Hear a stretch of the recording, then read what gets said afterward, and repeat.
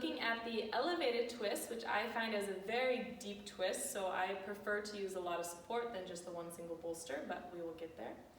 You have your students sitting on the bolster here. They can slide to the front edge, and then they're going to use their hands behind them, tuck the chin, slowly lower down.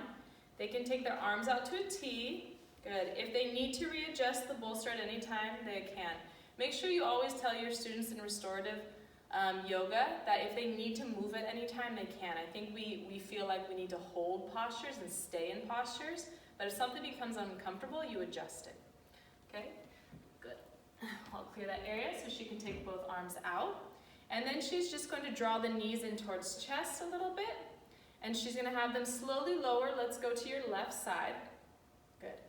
And again, coming off the bolster can be quite a bit much.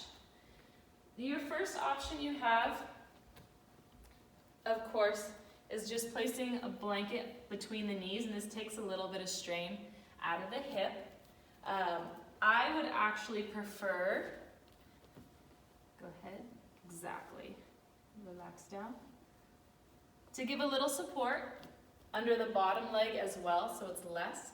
Especially if anyone has a hip replacement, you have to be careful in twists. We don't want too much of that adduction, so coming across the body with the hip.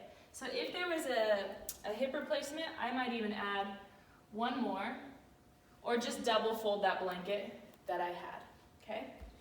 I am going to show you now as she releases, so you can bring your knees in towards chest and up one at a time. Good, engaging the core.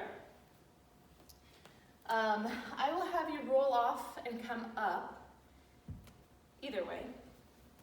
Okay. And you might have to assist some of your students that need help with that. But if there was too much compression on the neck because the hips were a little higher, we're going to place a blanket, one or two, here, so that this top edge of the blanket is going to meet the top of her shoulders. So let's see if that matches up. Okay. If you need to, you'll put the bolster a little bit on the blanket or fold the blanket a little bit differently, but it looks pretty good right there. And what this does, move your beautiful hair, is creates now a little bit of space underneath the neck so we don't feel compressed. Okay, the chin is still level. And then again, taking the knees up, can take the arms out to the side for support, or if they want to use their hands for support, they can. Knowing that it might have felt better on that side with blanket, I'm going to pre-prop, or your students will, but if they need help, you can. Have her slowly roll off to the side. Good. They'll pull that blanket underneath, and then we can place it here. And of course, if the bolster is too much, which it will be for quite a few students from my experiences, is that you'll take, instead of a bolster, you'll use just a folded blanket that's a little less high. High? Good enough.